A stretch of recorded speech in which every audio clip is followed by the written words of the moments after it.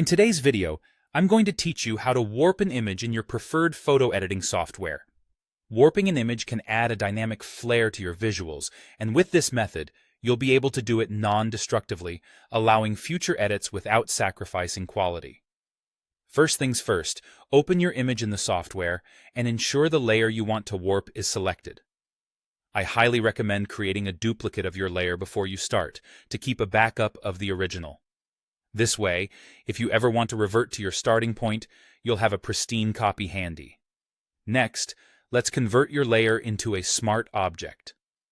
While this is technically optional, it's a great practice for non-destructive editing. Simply right-click the layer and select Convert to Smart Object. What this does is preserve the original data of the layer, so you can make changes like warping without losing your original content. Now that you're ready to start warping, navigate to the menu bar and go to Edit, then down to Transform and select Warp. Alternatively, you can choose Edit, Transform, and then find the Warp icon in the Options bar. You'll notice a mesh overlay appear over your image, dotted with control points, sometimes known as anchor handles. This grid is your canvas for warping. To warp the image, you can drag the corner or edge points of the mesh to alter its shape. If you're looking to achieve a particular style or effect, consider choosing a preset warp style from the drop-down menu in the Options bar.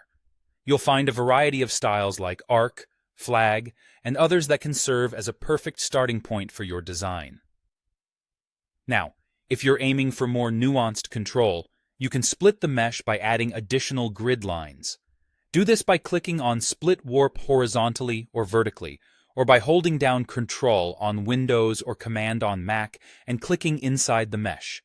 This will give you more points to work with, allowing for a finer adjustment in specific areas of the image. Feel free to adjust the grid's density and opacity via the gear icon in the Options bar if you want greater clarity while making your adjustments. Once you're satisfied with how your image looks, you can lock in your transformation by pressing Enter on Windows or Return on Mac. One of the best things about working with smart objects is that you can always revisit your transformations later. Need to tweak the warp or perhaps apply additional transformations? Simply double-click the smart object and you'll have the freedom to make those changes anytime. And there you have it. You now know how to effectively warp an image or any selected layer in a way that's both flexible and reversible. Happy editing!